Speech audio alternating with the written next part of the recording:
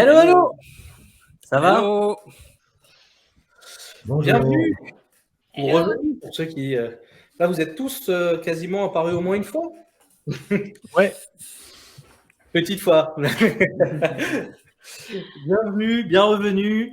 Merci de vous être joints à nous pour essayer de répondre à cette question épineuse, essayer de détricoter un petit peu cette phrase. Un facilitateur ne sert qu'à animer des réunions, hein, qui est une phrase, bon, on fait ce qu'on veut, provocatrice, pas provocatrice, je ne sais trop. Ça, c'est à nous de voir ce que ça donne. Est-ce que vous êtes chaud? Grave. Je suis chaud. Yes. Alors, chaud, rapidement les règles, forcément. C'est un débat. L'idée, c'est d'échanger, de débattre, de partager des opinions qui ne sont pas forcément celles de tout le monde. Donc, n'hésitez pas dans le chat à débattre aussi avec nous, à apporter des opinions qui ne sont pas forcément les nôtres. C'est comme ça que ce sera le plus marrant. Et comme on a 3 questions auxquelles on aimerait répondre, ça nous laisse un petit quart d'heure, un petit peu plus sur chaque question. Donc, on va essayer aussi de se limiter dans nos temps de parole, donc d'essayer de ne pas prendre la parole plus de 30 secondes, 1 minute d'un coup, et surtout de respecter la parole des autres. Donc, c'est des règles, on les connaît tous, c'est toujours bien quand même de les réénoncer, on ne sait jamais. Ok ? Donc, ce que je vais faire, c'est qu'on a quand même envie d'avoir l'avis du public, quoi qu'il arrive. Et avant même de débattre, on va demander l'avis du public sur cette question. Donc, pour ça, je vais vous partager ceci. Ceci est un lien, pour ceux qui étaient là ce matin au quiz, hein, c'est la même chose. Même outil, ouais. Le même outil. Je vais également vous partager un lien dans le chat que je partagerai plusieurs fois. C'est le même outil, mais c'est pas le même lien. Ceux qui Ça étaient n'est là pas ce le matin, même. c'est pas la peine de Voilà. regarder le lien de ce matin. Donc, vous avez un code ici. Vous avez un code. Vous avez donc dans le chat, vous avez le lien que je viens de vous partager. Vous pouvez également vous servir du QR code si vous préférez faire ça sur votre téléphone. De toute façon, comme vous pouvez le constater, finalement, c'est assez simple. Vous allez avoir une interface avec une phrase. Un facilitateur ne sert qu'à animer des réunions. Et chacun d'entre vous pourra donner son avis en mettant un nombre d'étoiles. 1 étoile, 0 étoile, en gros, ça veut dire que vous trouvez que la phrase est complètement fausse, qu'un facilitateur ne sert à animer que des réunions, on ne pourrait pas être plus loin de la vérité. À l'inverse, si vous mettez des résultats proches de 10, ça veut dire que vous considérez que cette phrase est complètement vraie, c'est-à-dire que c'est exactement ce qui définit un facilitateur. D'accord ? je vais voter 10 alors. Eh ben, amuse-toi. Donc voilà, donc sachez que vous pouvez cliquer sur éditer tout du long et nous on va regarder un petit peu et voir comment ça évolue. Et comme ça nous permettra de voir un petit peu comment ça évolue pour vous. Si vous arrivez à changer d'avis, etc. Donc vous voyez là vous êtes 7. On peut se connecter jusqu'à 100 sur l'outil, hein, donc n'hésitez pas à vous connecter. Et là pour le moment vous êtes 7 à avoir donné votre avis. Et donc du coup n'hésitez pas à changer d'avis au fur et à mesure du débat si on arrive à vous convaincre dans un sens ou dans l'autre. Voilà. Donc, je vais proposer maintenant à nos invités de commencer à débattre avec nous. Cette phrase, un facilitateur ne sert qu'à animer des réunions, qu'en pensez-vous? Donc, ce que je vais faire, c'est que je vais vous donner la parole à tour de rôle et vous allez essayer de nous expliciter ce qui, pour vous, en fait, fait ce que vous en pensez. On essaye de se donner 1 minute par personne et on part là-dessus. Et honneur aux dames, Tiana, je vais te laisser la parole en premier. Yes. Ah, la question, elle est super difficile, je trouve. Pourquoi? Parce que un facilitateur, ça sert à animer une réunion, mais c'est un petit peu comme comparer un poulet rôti fait par moi et un poulet rôti fait par un grand chef étoilé. D'accord? C'est-à-dire que vraiment, le facilitateur fait évidemment plein de choses, mais aussi est là pour animer des réunions à travers des processus collaboratifs. Alors après, je pense que ce qui est important, c'est de se dire que avec l'expérience, il y a des niveaux de facilitation. D'accord? C'est-à-dire qu'on a tous été débutants et moi, j'ai commencé à animer des premières réunions comme ça. Et aujourd'hui, comme ça fait des années que je fais ça, j'espère que je me suis améliorée. Et puis, j'utilise de plus en plus d'outils différents. Et évidemment, j'ai élargi mon corpus de facilitation et évidemment que toutes ces expériences supplémentaires amènent, j'espère, une manière encore plus inclusive d'animer mes réunions et de convoquer comme ça plusieurs autres manières de faire pour que les gens collaborent avec plaisir et en même temps efficacité. Top! Merci beaucoup, Tiana. Donc, du coup, on va attendre un petit peu le point de vue de tout le monde, puis après, on pourra. Faudra pas hésiter, je pense, à se balancer des choses un petit peu dans le respect, bien entendu, toujours, et en respectant ce qui est possible de dire en public. Hein. Moi, j'ai voté 10. Hein. Moi, j'ai voté 10 en direct. Hein. Et ben, c'est parfait, du coup. Bah, direct. Hein. Et ben, je vais te laisser la parole, Laurent. Tu as également... Ah, j'aurais dû me taire. Non, j'ai voté 10 pour la blague, évidemment. Alors, oui, le facilitateur sert à animer des réunions. Est-ce qu'il sert qu'à animer des réunions? Bah, ça dépend de ce qu'on entend par animer et par réunion. Ouais, il est chiant, le mec. Hein. Oh, oui, c'est très bien. Parce que une réunion, bah, potentiellement, si c'est juste être tous ensemble dans une pièce, quel que soit l'objectif, alors oui, on sert à animer des réunions. Oui, ok. Maintenant, si on considère qu'une réunion, c'est différent d'un atelier, bah non, on ne sert pas qu'à animer des réunions, heureusement. Après, moi, j'aime bien mettre un peu de piquant et de piment. Alors, je dirais que est-ce qu'on sert qu'à animer des réunions? Bah, dans un sens, si on prend le mot animer et que le mot réunion, on le prend comme juste un groupe, peu importe l'objectif, bah en fait, ouais. Parce qu'on n'a surtout pas à participer au contenu, en fait. Je crois que je parle beaucoup aux spécialistes de la facilitation. Moi, j'ai rien à dire sur le contenu. Donc, finalement, si je suis facilitateur, je ne fais qu'animer. Que des réunions? Non, je ne suis pas d'accord avec cette partie-là de la phrase, comme vous l'avez compris, mais je sers bien qu'à animer. Ah, j'ai peut-être conçu mon animation avant, par contre. Top. Super. Merci. Alors, pareil, Nicolas. Ouais, je vois qu'il a envie de réagir. Ouais. Drop the mic. Alors, déjà, je suis dégoûté parce que Laurent vient de faire exactement la réponse que je voulais faire. Donc déjà, ça commence mal. On se connaît pas, mais on est connecté, c'est cool. C'est clair. Non, oui, moi aussi, je voulais insister sur le mot réunion pour être un peu plus radical. Ouais, déjà, si c'est une réunion, est-ce qu'il y a besoin d'un facilitateur? Je pense pas. Le facilitateur, pour moi, il est dans un contexte d'activité, comme l'a dit Laurent, organisée. Donc, j'entends toujours derrière le mot réunion une sorte de choses pas construites, pas timées, pas logiques dans l'enchaînement de ces séquences. Et donc, moi, dès que j'entends réunion, alors peut-être parce que je viens du monde du digital, beaucoup du design, dès qu'on entend réunion, ça fait peur.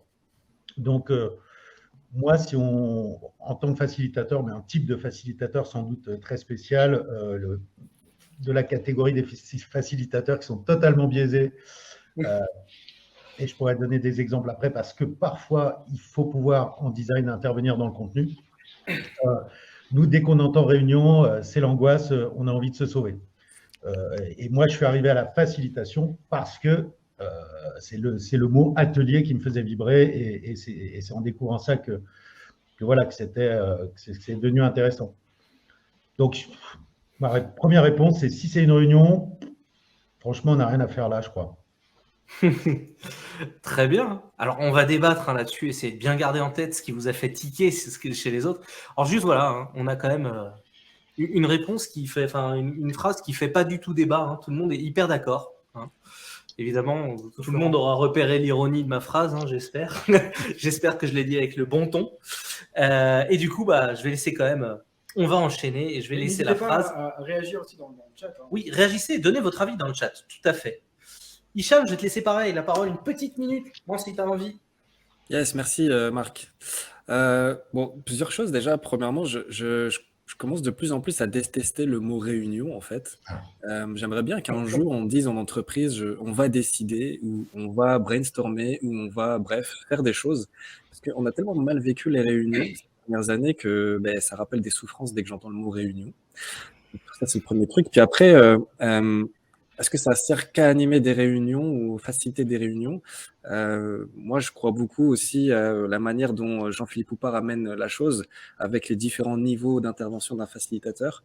Et j'aime bien l'exemple aussi qu'il utilisait, c'est le côté, même une vieille dame qui essaie de traverser la route, en fait, on peut être facilitateur et faciliter la traversée de cette route-là. Donc, j'aime bien cet exemple-là parce que ça rappelle vraiment l'essence même du facilitateur, qui est le côté aider, donner, etc.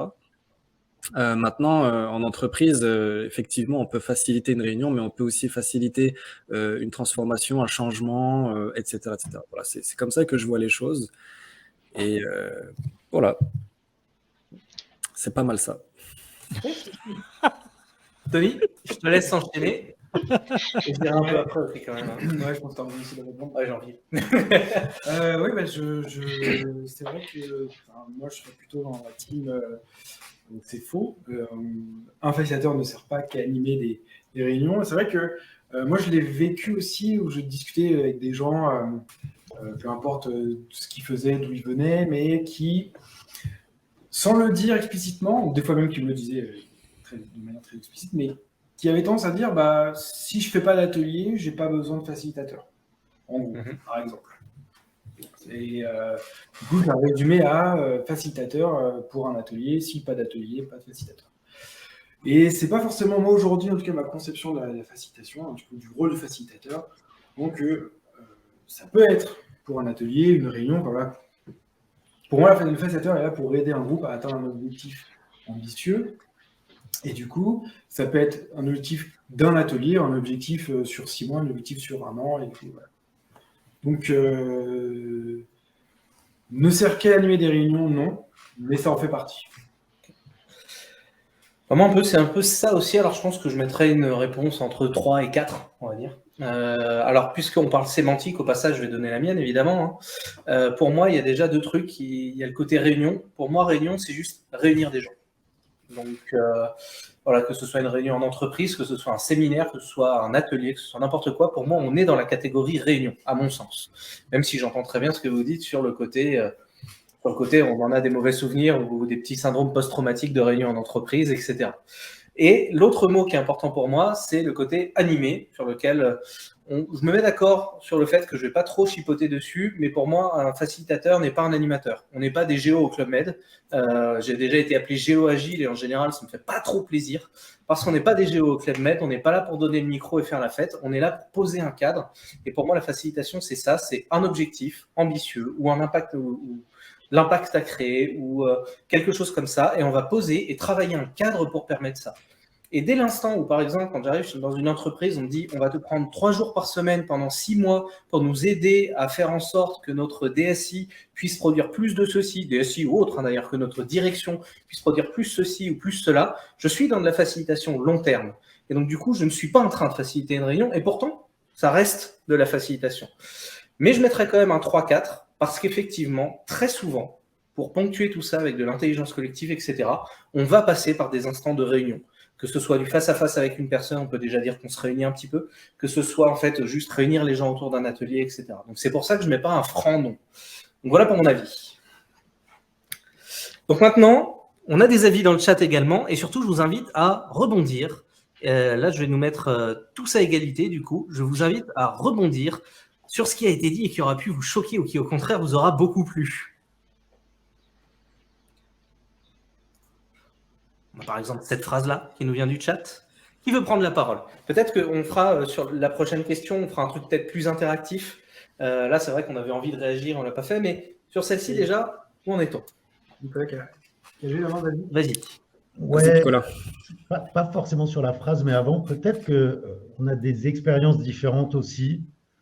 Mais moi, j'ai toujours tendance à regarder voilà, le terrain tel qu'il est. C'est déjà compliqué aujourd'hui de vendre de la facilitation. Parce que déjà, on doit prendre nos bâtons de pèlerin et faire la promotion, évangéliser autour de l'intelligence collective et de ses effets. Je ne vois pas, mais vous allez peut-être me raconter des histoires qui vont m'éclairer, mais je ne vois pas à quel moment on va m'appeler, moi, pour faciliter une réunion, en fait. Et ça, c'est la vérité du terrain, au-delà de la question et de la théorie. C'est à quel moment on va me dire, tiens, toi, facilitateur, viens nous... Parce que quand on travaille, on est payé, et personne n'a jamais voulu me payer pour faciliter une réunion. Globalement, quand on est appelé dans une réunion, on est toujours participant, et il y a soit la hiérarchie qui va leader la réunion, Mais en vrai, j'ai jamais participé moi-même à une réunion facilitée. Ok. Donc pour toi, en fait, finalement, on penche plus vers maintenant, un facilitateur ne sert pas à animer des réunions. En fait, Pour moi, on expérimente. aujourd'hui, une fois de plus, c'est une approche sur le marché tel qu'il est aujourd'hui, enfin, moi, dans mon univers, qui est globalement celui des startups, des scale-up, enfin, de tous ceux qui font du product. Parce que moi, c'est cet univers-là. Je suis moins sur la gouvernance que sur les équipes produits. Je vois pas comment vendre une prestation de facilitation pour aller faire des réunions. Donc, quand on nous appelle quand même pour des skills en workshop design, facilitation de workshop, et sur des choses un peu plus construites. Mais peut-être que enfin, moi, dans le monde où je vis, personne ne va appeler un facilitateur. Tiens, on a une réunion à faire. Viens nous aider à faciliter cette réunion. Eh ben moi, ça m'arrive. Ah ben voilà. Voilà. Et moi, ça m'arrive parce que d'abord, effectivement, c'est important, comme tu le disais, de situer dans quel univers on travaille. Exactement. Et moi, je suis plutôt sur un univers de petite entreprise, grande entreprise, mais rien de ce qui serait vraiment start-up et tous les mots anglais qui vont avec. Pas tellement. Donc, du coup, n'étant pas dans un courant très agiliste, avec tout ce qui va avec, eh bien, on va m'appeler, par exemple, effectivement pas que pour une réunion toute seule, mais moi je suis indépendante, je travaille avec des collectifs et on va m'appeler parce qu'il y a souvent un atelier à préparer et pour cet atelier-là, je vais mener des ateliers de cadrage qui sont vraiment des vrais, on les appelle réunions ou ateliers. J'ai l'impression que peut-être le mot est un peu, voilà, on utilise ça un peu comme ça, mais il arrive que des gens me disent j'ai une réunion tel jour, par exemple, c'est on veut mieux travailler ensemble les élus et le personnel administratif dans une mairie. Et ils vont m'appeler pour faciliter une réunion. C'est comme ça qu'ils vont me le présenter. Et je pense que ça vient du fait qu'on n'est pas du tout dans le même monde avec souvent les mêmes clients. Non, mais là, il y a un truc dans le chat qui a été dit qui est super intéressant, moi qui résonne à fond. Je suis le seul où le terme de facilitateur n'est pas connu dans mon entreprise. Moi, j'ai jamais réussi à faire de la facilitation en allant vendre de la facilitation effectivement, dans le monde dans lequel je suis. Moi, je suis assez d'accord avec toi. Et il y a un truc que j'aime beaucoup. Il y a un commentaire qui a été mis. Est-ce que c'est pas avant tout une question de sémantique et d'expérience? C'est un peu ce que je disais quand je suis intervenu tout à l'heure. Lorsqu'on parle des mots réunion et des mots animés, oui, ça dépend de ce qu'on entend par réunion, ça dépend de ce qu'on entend par animé. La plupart du temps, en fait, nos clients ou nos potentiels clients, ils n'utilisent pas les mots que nous, on utilise. Exactement. Et encore, même des fois, quand ils les utilisent, ils ne l'utilisent pas avec la bonne manière. Combien de fois, moi, j'ai eu des gens qui sont venus me voir. Alors, moi, je suis coach aussi. Combien de fois j'ai des gens qui sont venus voir, ah ouais, on cherche des gens pour faire des coachings. Et puis en fait, quand on creuse, non, vous voulez pas des coachings, vous voulez une formation. C'est pas la même chose. Alors l'un n'empêche pas l'autre, mais c'est pas au même moment et pas de la même manière. Voilà. Et et je voulais aussi rebondir sur le. Alors voilà, justement. Il y a un message, alors facilitation, conseil, coaching, tout ça c'est pareil, etc. Alors j'espère que je vais réussir à partager une diapo que j'ai alors je ne sais pas à qui elle est, je ne sais pas qui l'a créée. Est-ce que quelqu'un peut juste me filer un petit coup de main sur le partage de la diapo, l'image? Voilà. Alors j'ai trouvé cette image, je ne sais plus d'où elle vient. Ce truc-là, il est juste extraordinaire pour expliquer, je trouve, toutes les différentes postures qu'on peut avoir. Je trouve que c'est topissime. Vous avez l'impact sur le résultat en bas, en abscisse, l'impact sur les personnes. Après, on peut le discuter, mais en tout cas, les petits textes qui sont à côté expliquent, je trouve, très très bien les différentes postures. Donc, par rapport aux postures, quand les gens ne comprennent rien, je trouve que d'utiliser ce petit truc-là, moi, je m'en sers en tout cas, et je leur dis, alors, qu'est-ce que vous attendez? En fait, je le partage, je leur montre comme je le fais là, je leur dis, mais vous voulez quoi exactement? Et ça les oblige à réfléchir, puis ça fait un petit peu ça aide un petit peu aussi à. Tu parlais de bâton de pèlerin tout à l'heure, Nicolas. Ça fait un peu, entre guillemets, l'éducation, même si j'aime pas trop ce mot, mais ça les permet d'évoluer dans leur manière de voir les choses aussi. Sympa d'obliger à réfléchir. La répartition des cases là en abscisse et en ordonnée est-elle sujette à débat, je pense. Alors oui, je suis d'accord avec toi. C'est peut-être un autre sujet, si ça vous va. Ouais. C'est désolé, le recadre, tout ça, on a quand même peu de temps. On a déjà passé pas mal de temps sur cette question, il nous en reste 2. Mais cela dit, en fait, voilà, cela dit, la question est intéressante, je trouve. Est-ce que vous voulez encore partager un truc? Moi, j'aimerais bien en fait qu'on se prenne peut-être 30 secondes chacun max pour dire ce qu'on a retenu, voir si vous ne voulez pas vous exprimer parce que ça a été dit, c'est autorisé aussi. Et en fait, on peut passer à la prochaine question pour à la fin arriver sur un débat plus global, en fait, basé sur les 3 questions auxquelles on va essayer de répondre. Moi, je peux me lancer en 30 secondes très rapide. On parlait effectivement de l'utilisation des mots, comment on les définit, etc. C'est sûr que nous, en tant que praticiens, on pourrait se dire, on s'en fiche un peu, tout ce qu'on veut, c'est juste aider, c'est vrai, mais je pense que c'est quand même important d'utiliser les bons mots parce qu'à un moment donné, quand on veut juste proposer de l'aide, on va utiliser quel mot? Tu veux que je t'aide à faire quoi? Et en fait, les gens qui sont à l'écoute, je sais pas, par exemple, des décideurs, des directeurs ou quoi, qui ont juste simplement envie, par exemple, de prendre une décision collective avec d'autres collègues, si tu lui dis je vais faciliter ta prise de décision, peut-être qu'il va pas comprendre qu'est-ce que tu es en train de lui proposer. Du coup, comme on marche en plus beaucoup avec des réseaux sociaux en ce moment, on a beaucoup de recherches par mots-clés, etc. Donc c'est sûr que l'utilisation des bons mots a son importance. Et voilà, je voulais juste apporter cette petite précision aussi. J'ai aussi un petit truc pour moi. Alors, déjà, il y a une question sémantique, entre guillemets, mais pas vraiment sémantique. J'avoue que moi, pour moi, en tant que facilitateur, je n'aide pas les gens. Je participe à leur processus de création, je participe à la réponse à une question à mon niveau, mais je ne suis pas là pour aider. En fait, je ne suis pas une troisième main en mode « Ah tiens, on a appelé un mec à l'aide, il va nous aider à porter le piano. » Non, c'est pas vraiment ça. Je ne suis pas là en train d'aider. Je participe à ma manière. Donc ça, déjà, c'est un petit truc qui, pour moi, peut servir et qui, en fait, pour moi, je me dis, si pour le coup, on se retire de la partie sémantique, un facilitateur ne sert qu'à animer une réunion. En fait, finalement, j'ai envie de dire non, parce qu'un facilitateur ne sert pas à animer une réunion ou à animer un atelier, ou à faciliter un atelier, ou quel que soit le mot, le facilitateur se sert d'un atelier pour atteindre un objectif. Et la vraie chose à laquelle sert le facilitateur, pour moi, c'est d'atteindre cet objectif, de créer cet impact. Voilà comment moi, je résume.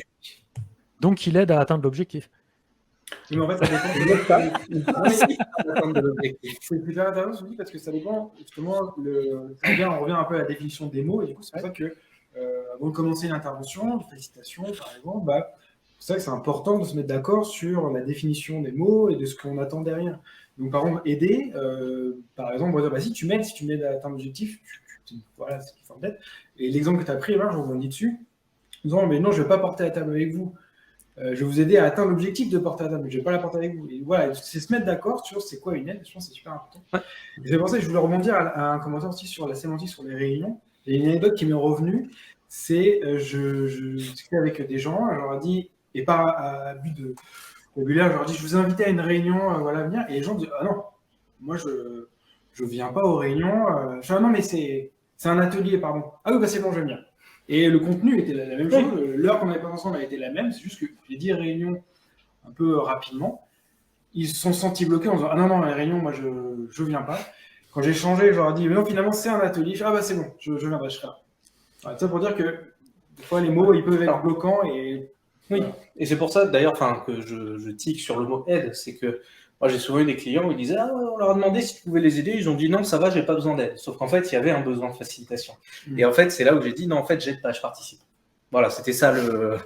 Mais bon, gardons tout ça en tête. On va quand même rester dans l'aspect facilitation, mais je vous propose qu'on pose la question suivante. D'accord? Donc, pour ceux qui ne l'ont pas, je vous réenvoie le lien pour que vous donniez votre avis sur la question suivante. Donc déjà, celle-ci, globalement, bon, on est plutôt sur la partie gauche. Pour les gens, même s'il y a des nuances, on est plutôt sur info. Le facilitateur ne sert pas qu'à animer des réunions, que ce soit pour la sémantique, que ce soit pour le résultat à obtenir, que ce soit dans le sens global. Ah, c'est parce qu'ils sont timides et ils n'osent pas. Seconde question, du coup, évidemment, je vais vous laisser y répondre également. La seconde… Ah, on était sur un bon milieu. Hein. On est toujours… Seconde question, en fait, c'est sur les compétences nécessaires au facilitateur pour pouvoir faire son travail. Si le facilitateur n'a aucune connaissance dans le sujet travaillé, il ne sert à rien. Voilà la phrase. En résumé, si je vais faciliter chez un groupe, j'en sais rien, qui fait du nucléaire, si j'y connais rien en nucléaire, je suis un mauvais facilitateur, je ne ferai pas mon travail avec eux. Est-ce que vous êtes d'accord avec cette phrase ou pas? Et on va se laisser, pareil, la parole. Mais cette fois-ci, je vous invite, on va se laisser un petit peu plus de temps par personne, et j'invite les autres à rebondir immédiatement, si jamais vous trouvez quelque chose à débattre dans ce que va dire la personne qui va intervenir. Donc, on va laisser un petit peu popper en mode popcorn. Qui a envie de donner son avis en premier là-dessus? Ouais. Bon, je crois que Nicolas a levé la main un tout petit peu avant. Laurent, tu seras sur. Vas-y. Photo-finish. Non, mais vas-y, t'es déjà dans le cadre, je t'en prie. Non, ça peut être Laurent. Remarque, heureusement que je parle avant lui cette fois-ci, parce que de toute façon, il y a des gens qui disent la même chose.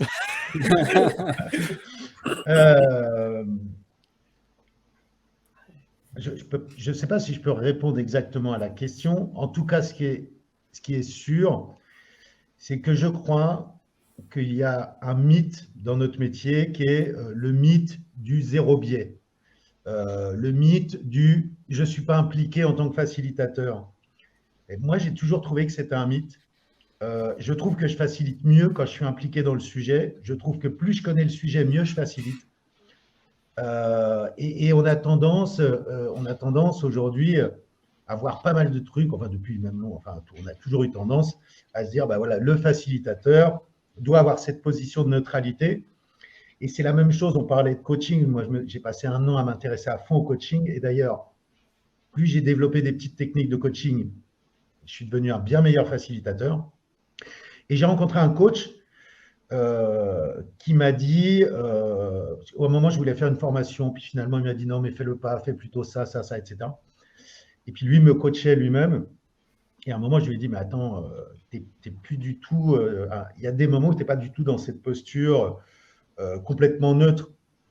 Et il m'a regardé, il me dit mais ça marche ou ça marche pas? Et je fais bah ça marche vachement mieux en fait. Et c'était moi le sujet, hein, pour le coup c'était moi qui étais coaché. Donc, il y a ce truc, moi, je n'irai pas faciliter des ateliers sur des sujets de nucléaire. Je me sentirais mal à l'aise en arrivant parce que je ne connais pas le sujet, en fait. Donc, je jette le pavé, mais je n'ai pas de… Ah, mais c'est… Alors, Laurent. Merci. Alors, beau cadre. Du coup, alors sur le dernier sujet, je pense qu'il y a une confusion. Attention, c'est est-ce que j'y connais rien ou est-ce que c'est contre mes valeurs? Si tu me demandes de faciliter un truc pour l'industrie du tabac, je ne vais pas y aller non plus. Voilà. Donc, je voulais juste repréciser un peu le truc. Je crois qu'il peut être une confusion, peut-être, modestement. Je suis du coup d'accord avec toi. Si c'est sur une logique de valeur ou de choses personnelles que je ne le sens pas, je ne le fais pas. Par contre, je vais nuancer un peu le propos sur le reste. En fait, j'ai envie de dire ça dépend. Et ça dépend, ça dépasse, évidemment. Donc, il va falloir que je donne des éléments. En fait, si je facilite, c'est-à-dire que je suis purement facilitateur, c'est-à-dire qu'on fait appel à moi de l'extérieur pour venir faciliter, au sens où on l'a entendu et on s'est à peu près mis d'accord depuis tout à l'heure, une réunion pour embêter un peu tout le monde, ou un atelier, peu importe. Je pense que si j'y connais rien, c'est presque un avantage. Parce que du coup, je vais être plus neutre sur le contenu. C'est mon avis. Par contre, imaginons que je suis manager et que j'utilise des techniques de facilitation, c'est-à-dire qu'à ce moment-là, je me mets dans une posture de facilitation pour faire émerger des choses dans mon équipe et que je fais un atelier et je me mets dans une vraie posture de facilitation. Qu'est-ce qui m'empêche à certains moments de me dire, quand on arrive vers une synthèse ou une phase d'idéation, je connais le sujet, j'ai l'impression qu'on est passé à côté de quelque chose. Qu'est-ce qui m'empêche de dire « et à propos de tel sujet ?» Et là, j'amène quelque chose de pertinent. Donc, je pense qu'en fait, ça dépend du contexte. Voilà. Alors, j'ai une petite question en fait que je peux vous poser. Alors, Tiana, je crois que tu parles, mais on ne t'entend pas. Et puis, cette question, elle peut être pour toi, du coup, si tu veux. En fait, c'est une question qui me vient de ma femme, justement, quand on a eu des débats sur cette question-là, où moi, j'ai plutôt une tendance à penser que la neutralité absolue n'existe pas, que je m'intéresse toujours à ce que les gens disent quand je facilite, parce que c'est ce qu'il faut pour aussi recadrer, donner un bon cadre et tout, mais que je ne suis pas l'expert et que mon avis peut parasiter le leur. Donc, c'est pour ça que j'ai une tendance, même quand je connais le sujet, à essayer de ne surtout pas le donner. De temps en temps, je ronge un peu mon os. Et ma femme me demande, mais du coup, comment tu fais pour recadrer quand tu ne sais pas de quoi il parle et que tu ne comprends rien? Et donc, du coup, ça, c'était une bonne question. Est-ce que, Tiana, tu as une réponse à ça ou est-ce que tu veux répondre à ce que les autres ont dit? Je peux faire les deux à la fois, dans le sens où, en même temps, ça m'est déjà arrivé d'aller faciliter dans des contextes que je connaissais bien, et en même temps, ça m'est arrivé de faire des facilitations dans des contextes où je n'y connaissais rien. Et dans les deux, je trouve que ça n'empêche pas que l'on doit avoir une attitude de neutralité dans le sens où quand on fait la facilitation, ce moment-là n'est pas le moment où on donne son avis, en fait. Nous, on s'occupe des process collaboratifs, on fait en sorte que les gens travaillent mieux ensemble, etc., que la parole circule. Donc, en fait, peut-être même que quelque part, les gens, même si j'y connais rien, ne s'en rendent pas compte, en fait, et ne se posent pas la question. C'est-à-dire que c'est fluide, la question ne se pose pas pour eux, et ça me va bien, quelque part. C'est que je trouve que j'ai bien fait mon job. Et inversement, même quand je connais bien la chose, eh bien, ça m'intéresse pas que les gens connaissent mon avis. Donc, au bout du bout, voilà, je pense qu'il ne faut pas, en tout cas, le donner quand on est dans un process de facilitation, et que l'important, c'est en plus de toujours, on peut avoir plusieurs casquettes, on peut être coach ou facilitateur, l'important étant de bien expliquer ce qu'on fait au moment où on le fait, et que les deux soient bien au courant de ça. Et à partir de ce moment-là, je crois qu'on éclaircit pas mal la donne. Et ensuite, la question, c'était comment on fait pour recadrer quand Quand en fait on n'y connaît rien et qu'on comprend rien à ce qu'ils disent. En fait, comment on sait s'ils dévient par exemple par rapport au cadre qu'on a choisi, par rapport à la question qu'on leur a choisie, comment on sait? Eh ben, à ce moment-là, il faut dire arrêtons-nous, on va peut-être un peu loin. Alors moi, je m'appuie sur l'intelligence collective et je demande au groupe qui est là si est-ce que là, on est bien dans le cadre de nos réflexions? Est-ce qu'on est bien dans ce qu'on veut chercher à développer?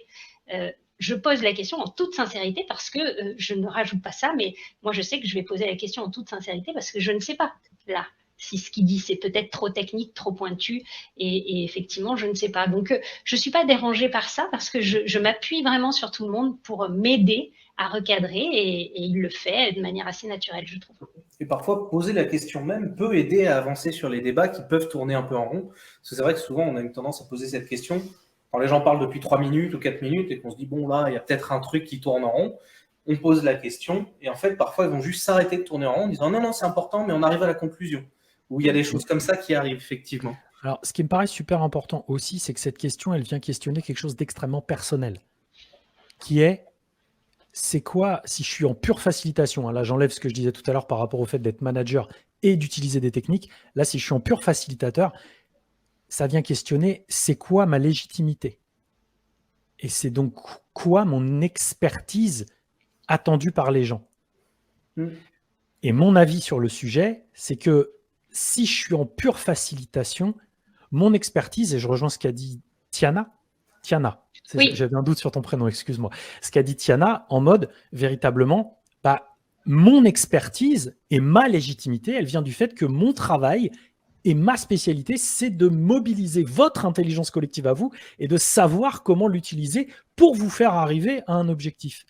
Et à partir du moment où je suis confort avec ça, en fait, il n'y a pas de problème avec ça. Il n'y a aucun souci. Maintenant, si pour être légitime, je me sens un peu obligé de m'y connaître sur le contenu, j'invite les gens à se poser réellement la question à eux-mêmes. J'ai vu passer des commentaires en disant je ne me vois pas faciliter en étant neutre si j'y connais rien sur le contenu. Qu'est-ce qui fait que ça te poserait des problèmes de le faire? Je pense que c'est une vraie question à se poser dans ce cas-là. Je pense. Après, je fais mon coach là un peu. Après, comme tu dis, et pour le coup, là, j'ai rebondi juste en répétant ce que j'ai vu qui est intéressant. Le neutre, en fait, pour une personne, essaie d'expliquer aussi ce que ça veut dire neutre, c'est intéressant. On n'intervient pas sur le contenu et ou la production des participants, mais le 100% neutre, selon lui, n'existe pas, et même les silences influencent. Ouais, complètement. Et là-dessus, je suis ultra en phase. On a parlé du silence, notamment avec Laurent la dernière fois qu'on s'est vu, on en a parlé longuement. Tout simplement le non-verbal. Oui, si c'est pas un silence, on peut être à un moment donné avoir une posture fermée parce que là, la décision qui est prise, je suis pas à l'aise. Ouais. Pourtant, elle appartient au groupe. Oui, tout à fait. Mais voilà, c'est pour ça que même le silence, effectivement, même toutes ces choses-là, et en même temps, c'est une neutralité différente. C'est-à-dire que pour moi, encore une fois, tu es maître du cadre et c'est un cadre que tu as travaillé, conforté. Enfin, tu as peut-être des années d'expérience pour en arriver à un cadre que tu trouves intéressant, riche pour les. Et en fait, si tout le monde était capable de faire un cadre comme ça, n'importe comment, c'est que ça servirait à rien d'avoir toutes ces expériences. Or, je renvoie à l'interview qu'on a vue un peu ce matin avec Jean-Claude Laroche. Il dit en fait, il y a tout un cadre à poser, c'est difficile, c'est une vraie expertise. Et finalement, oui, on influence les gens et c'est ça notre travail, c'est de les influencer pour qu'ils répondent à la bonne question. Et donc forcément, on n'est pas neutre sur cette partie-là, on n'est pas neutre sur la partie prise de décision. Je ne vous laisse pas partir tant qu'il n'y a pas une décision qui est prise, dans les cas où il faut, etc. etc. Donc, je ne sais pas si Non, mais ça dépend, Tony, ça si dépend Hicham, des vous avez... groupes aussi, parce que tu vois, par rapport à la neutralité, effectivement, par défaut, peut-être, je dis bien, je dis peut-être, sans faire de généralisation, peut-être que par défaut, on va rentrer en étant le plus neutre possible, mais des fois, ça peut dépendre des groupes et de l'évolution de la collaboration qu'on peut avoir avec ce groupe, fait que des fois, on va avoir une posture qui va être moins neutre. Moi, je le vois des fois. On va me solliciter pour mon avis, on est en plein travail. Toi, t'en penses quoi? Et toi, on aimerait avoir ton avis plus extérieur, du coup. Parce que là, moi, même si ce que je connaisse ou pas le sujet, je suis pas du métier, enfin, de leur métier. Et des fois, je suis en train de tester un atelier ou peu importe, parce que je suis en train de réunion. Et là, d'un coup, on me dit Anthony, on aimerait bien quand même connaître ton avis, qu'est-ce que tu en penses et tout. Je suis un petit peu de l'avis de tout le monde. Et après, Le mec qui prend pas de risque, quoi. C'est ça. Alors, il y a un truc intéressant. Oh, pardon, je croyais que tu avais fini, Anthony. Excuse-moi. Non, vas-y, je termine, vas-y. Je t'en prie, vas-y. Pardon. Il y a un truc qui est intéressant. Pour faire un petit parallèle avec le coaching, en fait, l'objectivité n'existe pas. D'autant plus entre deux personnes. C'est-à-dire que déjà, moi, mon objectivité à moi, ne serait-ce que si je lis un texte, ça va être compliqué parce que déjà, il a été écrit par quelqu'un et c'est moi qui le lis. Donc voilà, l'objectivité, je peux appuyer sur un mot. Par exemple, le plus beau compliment qui m'a été fait. Vous voyez, je ne fais que lire. Donc déjà, je ne peux pas être objectif et pourtant, j'ai insisté sur un mot. Donc en fait, on va plutôt parler d'intersubjectivité. C'est-à-dire que nos deux subjectivités, ou notre subjectivité et celle de tous les gens d'un groupe, vont finalement se mélanger. Donc bien sûr que je vais influencer. Bien sûr, c'est évident.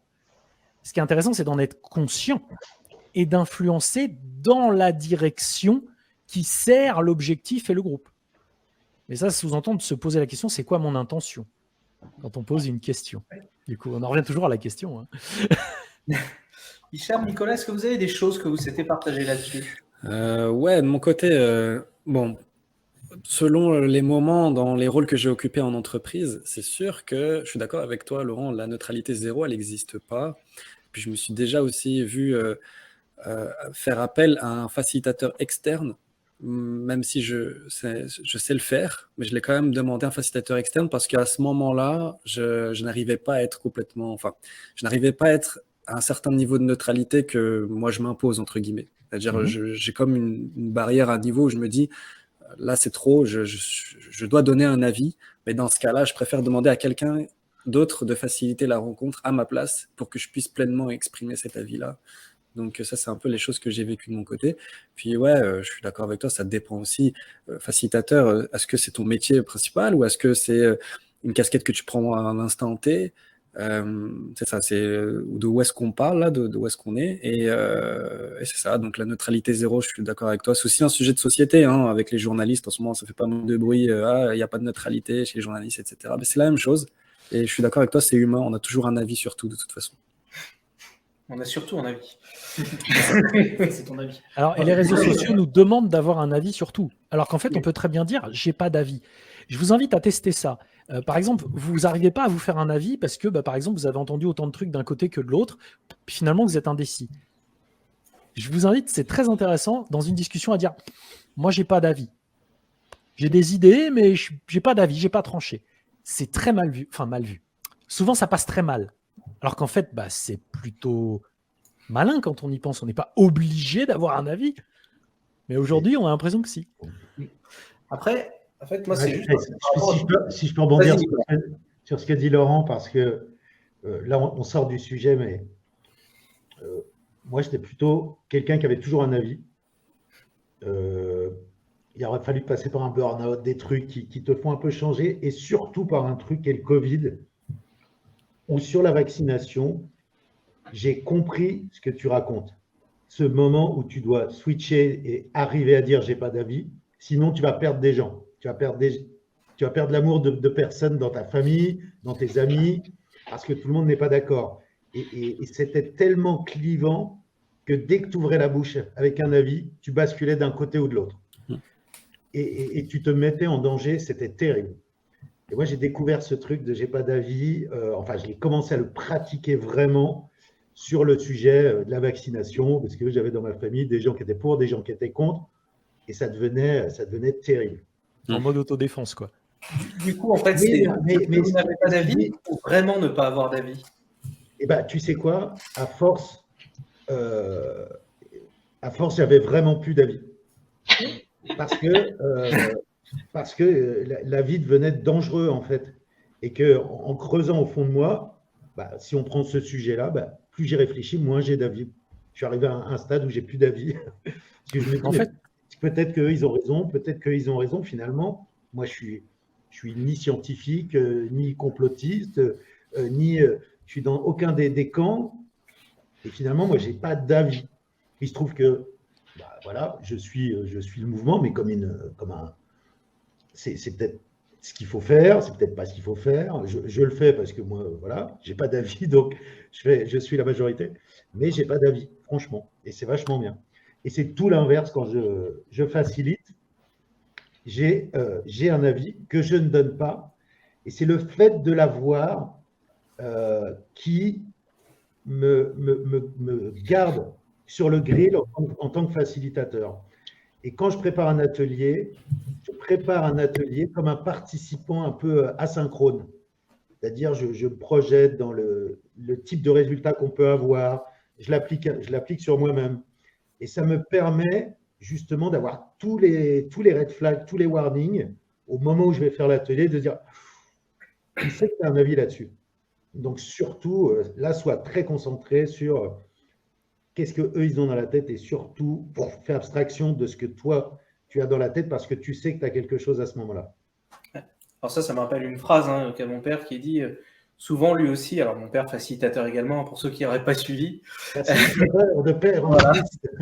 Et qui dit, de père en fils depuis 93. Incroyable. Et en fait, il a cette phrase où il me disait, moi l'avantage, en fait, le truc, c'est qu'il arrive aussi à suivre le groupe. C'est un peu ce que tu dis là, c'est il arrive à suivre le groupe, il arrive à faire parce que ça l'intéresse sincèrement. Même s'il n'y connaît rien, ça l'intéresse sincèrement ce qu'il se dit. Et donc, du coup, ça l'aide à garder un pied dedans, ça l'aide à aider vraiment sur à poser le cadre, à participer à son niveau. Et donc, ça rejoint pas mal ce que tu dis, ce que je trouve intéressant. Ouais. Alors, je vais vous proposer une toute petite conclusion sur cette partie-là, qui est finalement, moi, pour ce que j'ai entendu, c'est que, en gros, le fait que le facilitateur ait ou pas de la connaissance n'est peut-être pas finalement le vrai sujet, c'est plus la façon dont il s'en sert. Est-ce qu'il va s'en servir comme un outil qui va l'aider à faciliter? Et finalement, là, les outils de la facilitation, il y en a autant qu'il y a de situations, on va dire des processus qu'on va mettre en place, il y en a autant que Et finalement, il n'y en a pas un qui marche, un qui ne marche pas. C'est un peu l'exemple du coach que tu citais tout à l'heure, Nicolas. Et tant que ça marche, en fait. Il faut que ça marche. J'aurais envie de compléter la conclusion. En fait, pour moi, c'est personnel. C'est-à-dire que est-ce que ça va t'aider dans ton approche ou pas? Moi, j'ai vu des contextes. Moi, personnellement, en ce moment, j'évolue dans un contexte et dans un moment où je ne comprends rien à ce qu'ils font. Mais ça ne me dérange pas, ça ne me freine pas. Et ça fait 1 an et demi que j'y suis et a priori, ça marche toujours. Et par contre, j'ai vu dans ce même contexte des gens qui, eux, étaient mal à l'aise et ont préféré arrêter leur prestation et partir. Donc, en fait, pour moi, c'est mon avis, c'est personnel. Est-ce que j'ai besoin d'avoir des connaissances du sujet sur lequel le groupe travaille? Alors, il nous reste qu'une petite vingtaine de minutes. Le dernier sujet, même pas. Le dernier sujet sera peut-être plus rapide. Donc, bien sûr, avant de repasser à la suite, on a donné nos conclusions. Est-ce que certains d'entre vous veulent rajouter un tout petit mot? Non. Hop, très bien. Il y a un petit mot. Un petit mot, c'est bien. Du coup, je vous propose qu'on passe à la 3e question, espérant qu'elle sera peut-être tout aussi intéressante, mais peut-être un peu plus rapide. La dernière question, en fait, c'est la formulation et un facilitateur ne peut faciliter que les travaux d'un groupe de personnes. Dit autrement, parce que je n'ai pas réussi à trouver une bonne formulation là-dessus, dit autrement, un facilitateur ne se sert que d'intelligence collective et ne peut s'adresser qu'à un groupe, ne peut travailler qu'avec des groupes. En gros, il ne s'adressera jamais à une seule personne, il ne s'adressera jamais à une entité où il ne sait même pas combien de personnes sait ce qui se passe. Voilà un petit peu ce que ça veut dire. Il y a soit c'est complètement faux, soit c'est complètement vrai. Alors, du coup, comme je t'ai vu te marrer, Tiana, je vais te laisser la parole en premier. Oui, en fait, ça me fait marrer parce qu'on me pose souvent cette question et je publie souvent sur cette question et à chaque fois, j'ai beaucoup, beaucoup de retours parce que, voilà, je donne mon avis, en tout cas, sur cette question. Et moi, mon avis, c'est que la facilitation s'adresse à un groupe de personnes et que quand on s'adresse à une personne toute seule, eh bien, en tout cas, moi, je me mets dans une autre posture. C'est quand je suis coach, c'est quand je fais une autre sorte d'accompagnement, mais en ce qui me concerne, je suis facilitatrice de dynamique collaborative et donc je ne mets pas une personne toute seule dans une dynamique toute seule de collaborer toute seule. Donc voilà pourquoi, en ce qui me concerne, la facilitation ne concernera qu'un ensemble de personnes. Ok, top. On a vite tranché en plus, c'est parfait. Et on a des gens qui participent et qui sont du même avis que toi exactement, donc c'est parfait. Est-ce que quelqu'un veut trancher avec ça? N'est pas du tout d'accord? Eh ben, Oui, moi, Nicolas, je te vois. je ne suis pas d'accord. Bon, évidemment, je suis d'accord. Mais en même temps, non, mais je ne voudrais pas que Tiana se dise, mais c'est quoi ce mec? Non, je suis d'accord avec les deux, mais j'aurais répondu immédiatement comme Tiana, qu'est-ce que c'est que cette histoire, faciliter une personne? Et en fait, quand Tiana parlait, je me suis remémoré un rituel que j'avais fait. D'ailleurs, c'est un des trucs dont je parle tout à l'heure. Et il n'y avait qu'une personne. Et le but, c'était de le faire à chaque fois avec une personne. Il y avait des sessions avec une personne et des sessions de mise en commun 1 ou 2 semaines plus tard, voire 1 mois plus tard. Et finalement, et en plus, je facilitais et en même temps, je donnais le change. Donc, je facilitais et je participais en même temps. Donc là, ça casse tout ce qu'on s'est dit. Enfin, le gars qui n'a aucun respect du métier. Raf, quoi. Raf, voilà, rien à foutre, quoi. Le gangster de la facilitation, c'est moi. Donc, en vrai, il faut faire attention parce que du coaching, c'est du coaching. C'est pas la même mécanique du tout qu'un atelier avec un enchaînement d'exercices qui vise à atteindre tel ou tel objectif. C'est pas la même chose. Donc, tu peux faire du coaching collectif et tu peux faire de la facilitation individuelle en vrai. Alors, pardon, je crois que tu avais dit. Ce sont des mécaniques qui sont différentes. Donc, en tout cas, le danger, c'est d'associer coaching à one-to-one et facilitation à groupe. Parce qu'en vrai, c'est pas là que ça se joue, je crois. Alors, moi, j'ai une question pour toi. Parce que autant je suis à 100% d'accord avec toi, on peut faire du coaching individuel. Oui, c'est d'ailleurs le même truc assez classique qu'on fait. En tant que coach, je le fais régulièrement. On peut faire du coaching collectif, ce qui pour moi se rapproche beaucoup de techniques de facilitation. Il peut y avoir des petites différences dans les objectifs, mais les techniques utilisées, on est quand même très très proches.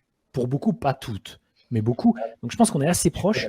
Par contre, je voudrais bien que tu m'expliques comment tu fais de la facilitation individuelle, parce que j'avoue être un peu du côté de ce qu'a dit Tiana.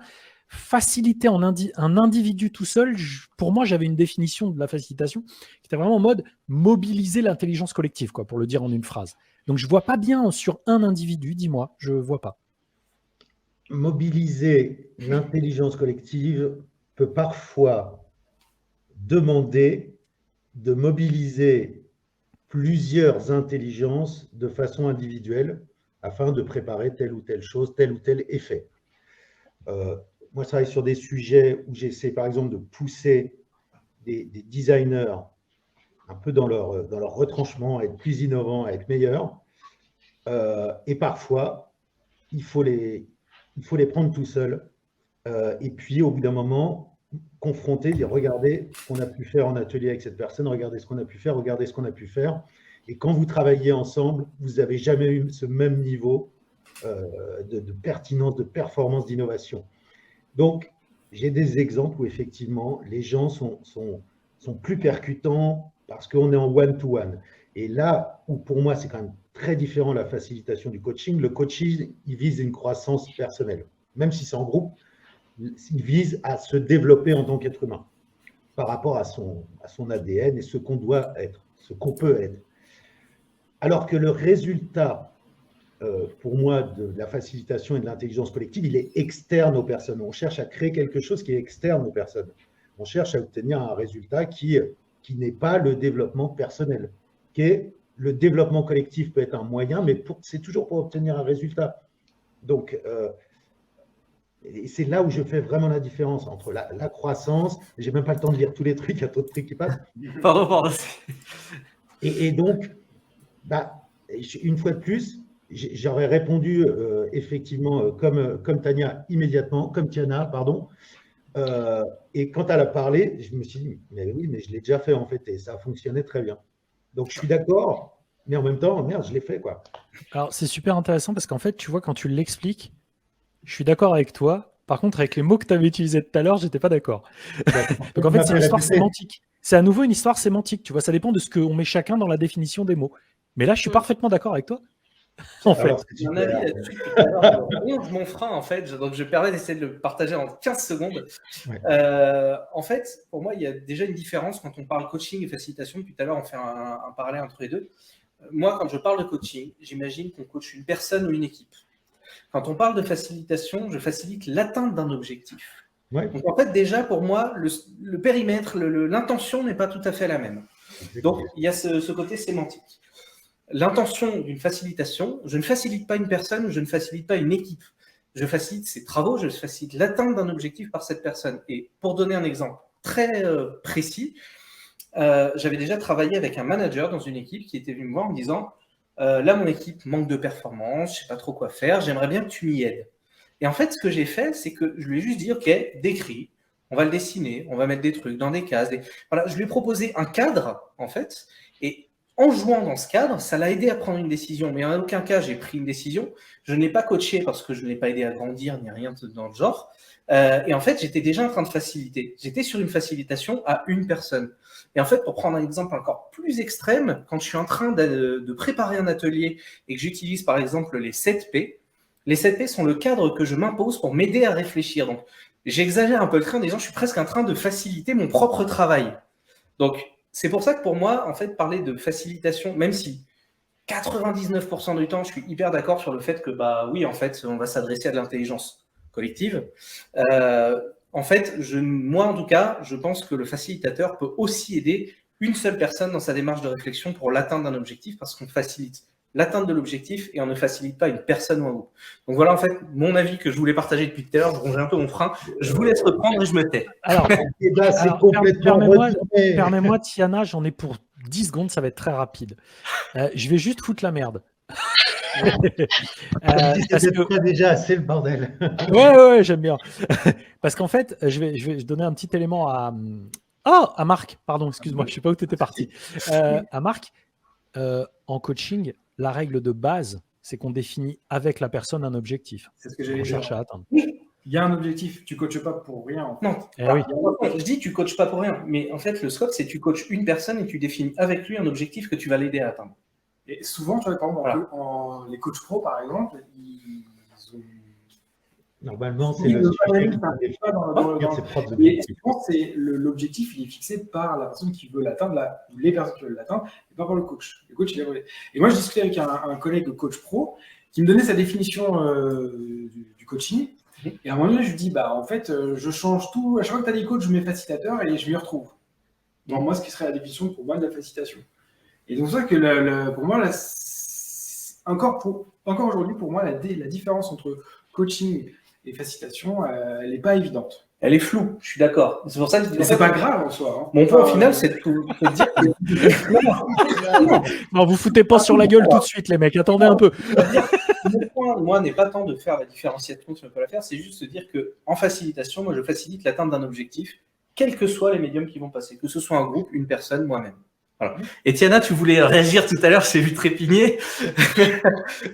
Oui, parce que en fait, ce que je voulais dire, c'est que en facilitation, c'est pas parce qu'on va travailler avec toute une équipe que l'on s'interdit de travailler dans ce travail-là avec une seule personne. Ne serait-ce que parce qu'il y a énormément de moments où il va y avoir une réflexion individuelle pour préparer tout ce que l'on va faire ensemble. Donc, c'est peut-être juste là où c'est pas du tout excluant. C'est-à-dire que moi, j'ai d'abord été formée à tout ce qui est facilitation, avec évidemment énormément de moments où on préparait les personnes individuellement, où on leur donne un temps pour qu'elles puissent réfléchir à ce qu'on va faire après, etc., etc. Et plus tard, je me suis formée au coaching. Et là, j'ai découvert encore une autre manière d'être en lien avec une seule personne. Alors, bien évidemment, aujourd'hui, des choses du coaching me servent, moi, dans ma posture. Mais en tout cas, quand je suis en train de faire de la facilitation, je trouve que je suis pleinement dans cette posture de facilitation. Et quand je fais du coaching, pour moi, c'est autre chose. Et c'est aussi autre chose de faire du coaching individuel et collectif que de faire de la facilitation. Voilà. Après, là, je sens que c'est un sujet où on pourrait parler des heures. Alors, On est au bout là, on est complètement au bout. mais c'est génial parce que moi j'ai fait exactement la formation inverse. C'est-à-dire que moi j'ai commencé par être coach et ensuite je me suis formé à la facilitation. Et ce qui m'a amené, parce que je faisais aussi du collectif en coaching et en individuel, et ce qui m'a amené la formation facilitation, c'est tout un tas d'outils pour mobiliser justement encore mieux l'intelligence collective.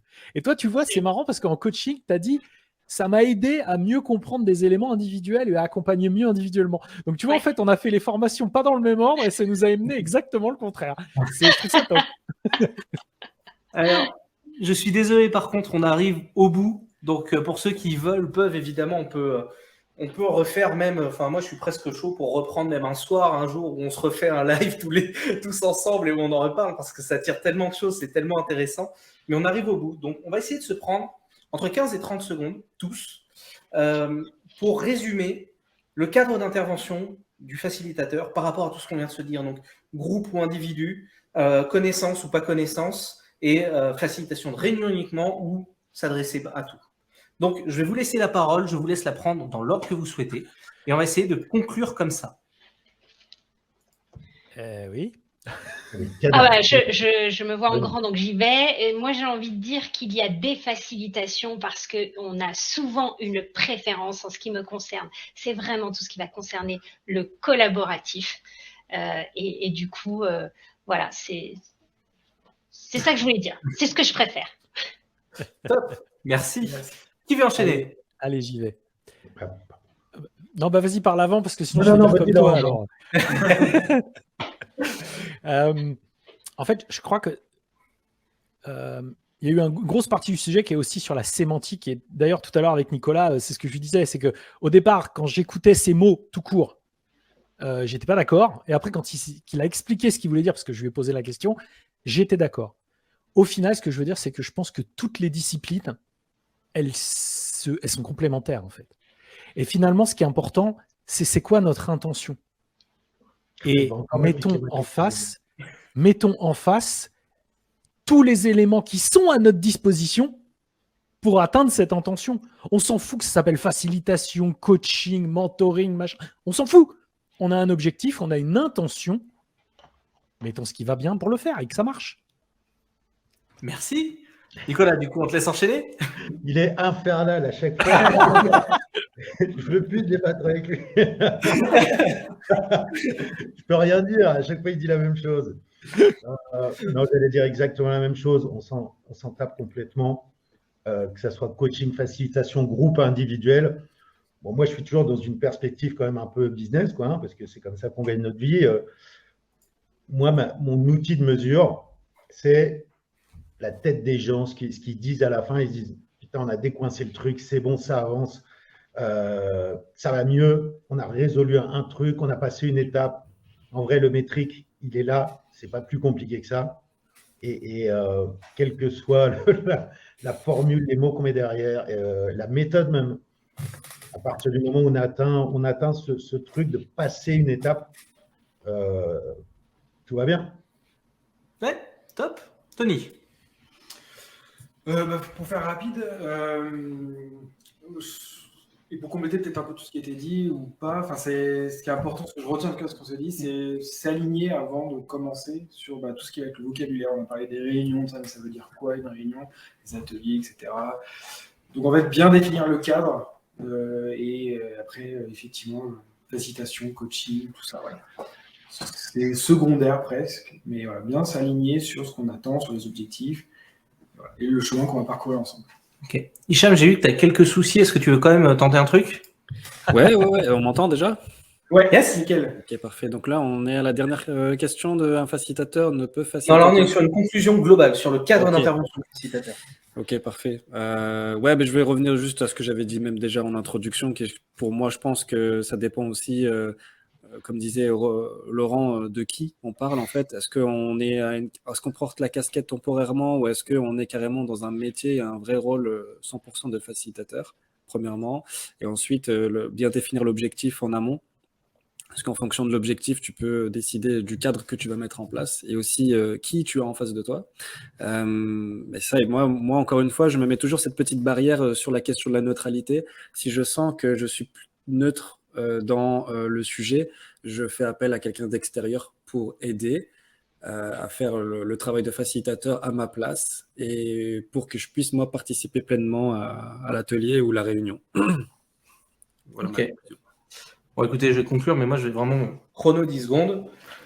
Très simple, pour moi, la facilitation, c'est faciliter l'atteinte d'un objectif et tout cadre que l'on pose pour l'atteinte d'un objectif, quel que soit le nom ou la sémantique qu'on lui donne, en fait, pour moi, on peut déjà parler de facilitation et on peut déjà parler de facilitateur. Voilà, pour moi, c'est aussi ouvert que ça et après, chacun met dedans ce qu'il veut, ses techniques, ses sensibilités. Voilà, donc je suis un peu de l'avis de tout le monde finalement. Ou j'ai pas d'avis. Amen. Vous voyez. Donc voilà, alors un grand merci à tous. Je vous partage dans le chat tout de suite un lien pour un ROTI, donc Return on Time Invested. Le temps que vous avez passé ici a-t-il été bien utilisé? 1, c'est que oui, 5, c'est tout l'inverse. L'inverse plutôt. 1, c'est que non, et 5, c'est que ça s'est très bien passé. Pardon. Et je vous invite vraiment à nous donner tous les retours que vous avez sur cette expérience, pour savoir si on refait, comment on refait, etc. Un grand merci à tous. Vous avez aussi été très participatifs dans le chat. On n'a pas forcément tout détaillé, mais j'ai affiché au fur et à mesure. Et vraiment, vos réponses étaient souvent pleines de sens et hyper intéressantes. Donc, merci à tous. Merci encore, Tiana. Merci, Laurent. Merci, Nicolas, d'être venu avec nous. C'était génial. Merci, un grand merci à tous. À plus tard. Merci.